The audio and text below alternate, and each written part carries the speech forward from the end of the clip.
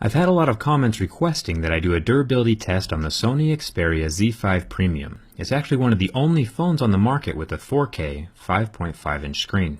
As an added bonus, it is also water resistant. This is the top of the line phone from Sony right now, so let's see how it handles life. Like always, let's start with the scratch test. I have a set of pics that let me see where the screen falls on Mohs scale of hardness. Now, Sony has not bragged anywhere about having Gorilla Glass on their phone. All of the specs specifically say tempered glass. So it's interesting that it scores the exact same level of hardness that a normal Gorilla Glass screen would score.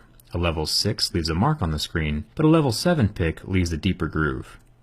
Hit that thumbs up button for the sweet reflective back on this phone. Now let's test the camera lens.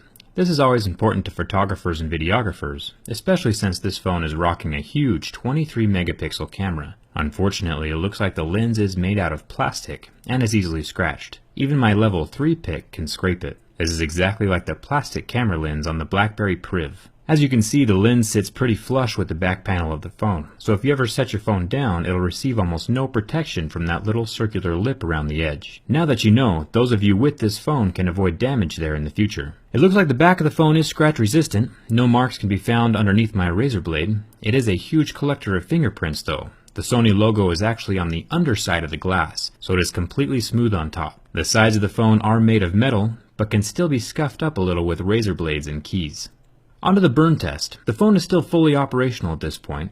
I apply a little flame to the 4K IPS LCD display. The pixels react pretty fast by turning off and going black, just like most other phones. But this one is a bit different. After turning black, the pixels cook and turn white in the center of the burn. As we've learned from other phones I've tested, black pixels recover while white pixels do not, and this phone has a combination of both. The heat leaves the phone pretty quickly, and you can see that I'm able to touch the burned area directly within seconds. Let's jump into the bin test.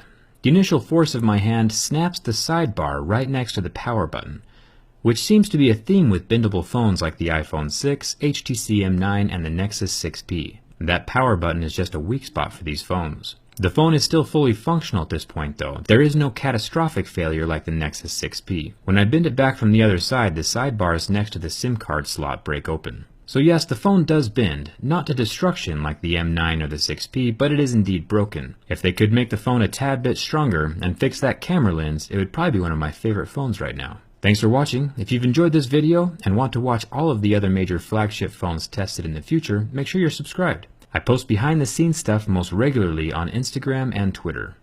Thanks for watching.